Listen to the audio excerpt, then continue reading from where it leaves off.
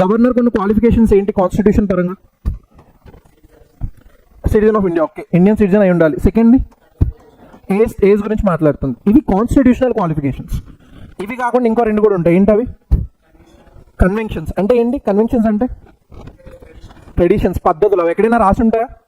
ఎక్కడ మెన్షన్ చేసి ఉండవు. ఓకే, టుమారో ఈ ఫస్ట్ కన్వెన్షన్స్ ఏంటో చూద్దాం. ఫస్ట్ కన్వెన్షన్ ఏంటి అంటే, ఇప్పుడు తెలంగాణకి రేపు పొద్దున్న గవర్నర్ అపాయింట్ అవ్వాలి అంటే ఆ పర్సన్ తెలంగాణ నుంచి కాకూడదు, అతను ఇక్కడ పుట్టి ఉండకూడదు. ఈ should be an out cider. అది ఫస్ట్ కన్వెన్షన్. ఓకేనా? Out cider convention. Second convention ఏంటి అంటే, ఏదైనా ఒక స్టేట్కి మీరు గవర్నర్ని అపాయింట్ చేస్తున్నారు అంటే ఆ స్టేట్ సీఎం పర్మిషన్ తీసుకోవాలి, rather than permission consultation. Okay, మీరు ఆ చీఫ్ మినిస్టర్ దగ్గరికి వెళ్తారు. ఓకే, మనకి ఇదిగోండి 5 ఆప్షన్స్ ఉన్నాయి, మీకు 5 ఆప్షన్స్ ఉన్నాయి. ఈ 5 పీపుల్లో మీరు ఎవరిని చూస్ చేసుకుంటే వాళ్ళని మేము గవర్నర్గా అపాయింట్ చేస్తాం. ఇప్పుడు నేను మీకు ముందు చెప్పా, గవర్నర్కి సీఎంకి మధ్యలో కోఆర్డినేషన్ లేకుండా పాలసీస్ బాగా ఇంప్లిమెంట్ అవుతాయా? అవ్వదు, రూలింగ్ బాగోదు కదా. వాళ్ళిద్దరి మధ్యలో కోఆర్డినేషన్ ఉండడం చాలా ఇంపార్టెంట్. సో ఇప్పుడు ఏం చేస్తున్నారు, ఇదిగోండి మీకు ఆప్షన్స్ ఇచ్చాం, ఈ ఆప్షన్లో మీరు సెలెక్ట్ చేసుకుంటున్నారు.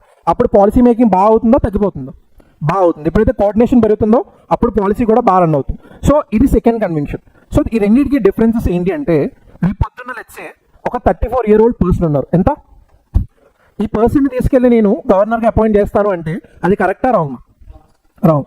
కోర్టు ఏం చెప్తుంది? నాకు తప్పని చెప్తుంది. జ్యుడిషియల్ రివ్యూ అదే నేర్చుకున్నాం. మీరు ఏదైనా ఒక తప్పు చేస్తే దాన్ని ఆపుతుంది. ఎందుకు తప్పు అంటే, ఇక్కడ ఏముంది ఏజ్ 35 years అని ఉంది. లెట్సే రేపు పొద్దున్న తెలంగాణ గవర్నర్ని అపాయింట్ చేయాలి. ఓకేనా? ఏం చేశారంటే, లెట్సే వై అని ఒక పర్సన్ ఉన్నాడు, తను తెలంగాణలోనే పుట్టాడు. ఎక్కడ పుట్టాడు? తెలంగాణలో పుట్టాడు. ఏ స్టేట్కి గవర్నర్ కావాలి? తెలంగాణకే కావాలి అనుకుందాం. రిక్వైర్మెంట్ కూడా తెలంగాణకు ఉంది. ఉన్న పర్సన్ కూడా ఎక్కడ పుట్టాడు? తెలంగాణలోనే పుట్టాడు. కానీ కన్వెన్షన్ ప్రకారం బయట వాడు అయ్యి ఉండాలా, ఇక్కడే పుట్టిన వాడు అయి ఉండాలా? అవుట్ సైడర్ అయి ఉండాలి. లెట్సే నేను వై అనే పర్సన్ ఇక్కడే పుట్టినా సరే నేను అతన్నే గవర్నర్గా అపాయింట్ చేశాను. ఇప్పుడు ఇది తప్పా కరెక్ట్? కరెక్ట్. ఎందుకు? యా, అది అర్థమైంది. మళ్ళీ అది ముందు కూడా మాట్లాడుతున్నాను, ఎందుకంటే అది కాన్స్టిట్యూషనల్ క్వాలిఫికేషన్ కాదు. అర్థమైందా?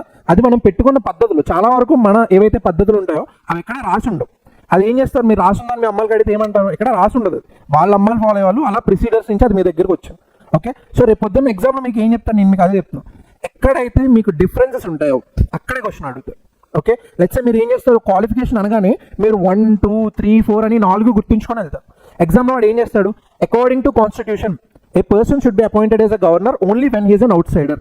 కాన్స్టిట్యూషన్ ప్రకారం ఒక పర్సన్ బయటవాడు అయితేనే గవర్నర్గా అపాయింట్ చేయాలని క్వశ్చన్ ఇస్తారు. మీరు ఏం చేస్తారు, కంగారులో అకార్డింగ్ టు కాన్స్టిట్యూషన్ చూడరు, తర్వాత పార్ట్ మొత్తం చూస్తారు. ఓకే, ఇది కరెక్ట్ అని చెప్పి ఆన్సర్ పెట్టేస్తారు. ఓకేనా? సో ఎక్కడైతే డిఫరెన్సెస్ ఉంటాయో అక్కడే మనం చాలా జాగ్రత్తగా ఓకే